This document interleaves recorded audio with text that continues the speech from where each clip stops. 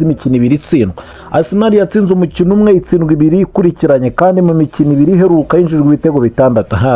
Biteye ubwoba mwabagabo, mu bitego bitandatu mu mikino ibiri iheruka yose yitsindwa.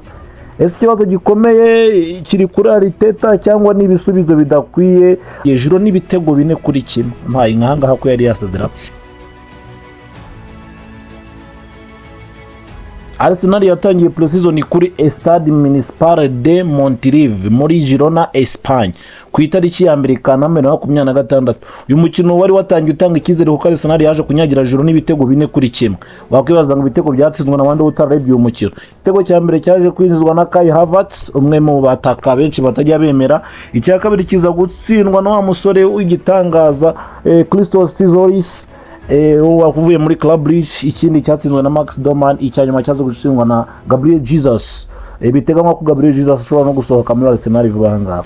Girona yatsindiwe na Arnaud Martinez. Uyu mukino wagaragaje Arsenal ko ifite ubushobozi bwo gutera imbere vuba, cyane cyane mu gusatiriza aho yaje no gutsinda ibitego byinshi ibitari bitezwe ku ikipe Arsenal yari isanzwe. Na Max Doman yakomeje kwerekana ko ari umwana ukiri muto uri kwitwara neza, ariko ikibazo cyari ukumenya niba Arsenal koko iri ku rwego rwo guhangana n'amakipe akomeye cyane. Reka hudatinze tunyaruke kuri match ya kabiri. Ngira ngo muri cyane mwari mwikinjije ibitego byinshi. Kandi ntabwo umukino wa Dortmund Arteta yatangije ikipe irimo Kepa Arrizabalaga mwiza, Calafiori, Gabriel Magalhaes, Christian Mosquera na Ben White mu bwugarizi. Muri mediane yarishyizemo Lewis Skelly wa mwana ubizi cyane na Kai Havertz. Hanyuma imbere hakina Max Doman, Victor Gyökeres, Christos Tsizolis hamwe na Martin Odegaard.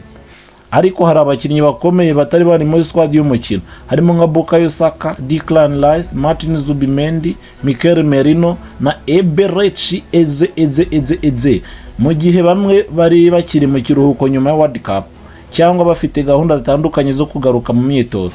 Ibi ni ingenzi cyane mu gusobanura impamvu abafana batagomba kuvuga ko ikipe yabo byayirangiriyeho nta kintu izakora muri shampiyona. Kandi Arsenal ikomeje kugaragaza ikihe kibazo. Ushobora kwibaza ngo Arsenal ni cyo kibazo gikomeje gutera impungenge abafana ba. Reka tubyinjiremo cyane. Ngira ngo muri gukomeza kureba muri aya mashusho y'ukuntu byagiye bigenda byose. Ikibazo cya mbere ni defense. Mu mikino ibiri iheruka Arsenal yinjijwe ibitego 6 against Real Betis. Ubwo no kuvuga umukino yakinniyemo na Real Betis.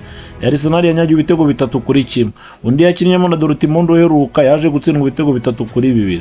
Sky Sport nayo yagaragaje ko Arsenal yaranzwe no kwirwanaho nabi mu mukino wa Dortmund, bivuze ko defense yari iri gukora nabi. Ikindi kiba cya kabiri hano mwataka Victor Gyökeres benshi batemera.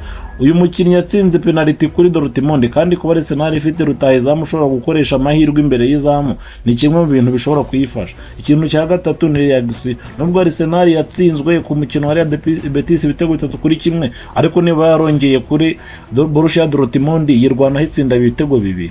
Ibi bigaragaza ko ikipe itari kuri umukino byoroshye, ariko abafana bakwiye gutuza. Ushobora kwibaza ikibazo nk'abafana bakwiye gutuza cyangwa bakwiye kugira impungenge. Yego abafana bakwiye gutuza, ariko si ukwirengagiza ibimenyetso. Pre-season ntabwo ari Premier League. Premier League y'ibiricyaye cyane bikomeye. Abakinnyi bamwe bakomeye ntibaragaruka bose. Arteta aracyagerageza combination zitandukanye kandi intego nyamukuru no gutegura ikipe mbere y'imikino y'amanota no kuvuga muri Premier League. Ndetse hanisesengura ryibutsa abafana ko pre-season results zidahita zisobanura uko ikipe izitwara muri shampiyona. Ariko kandi kuba Arsenal imaze gutsindwa na Real Betis na Dortmund bikurikiranye kandi kinjizwa ibitego byinshi bigera kuri 6 ni ikimenyetso cy'uko Arteta agomba kwitondera imipangire y'umukino. Dusoza rero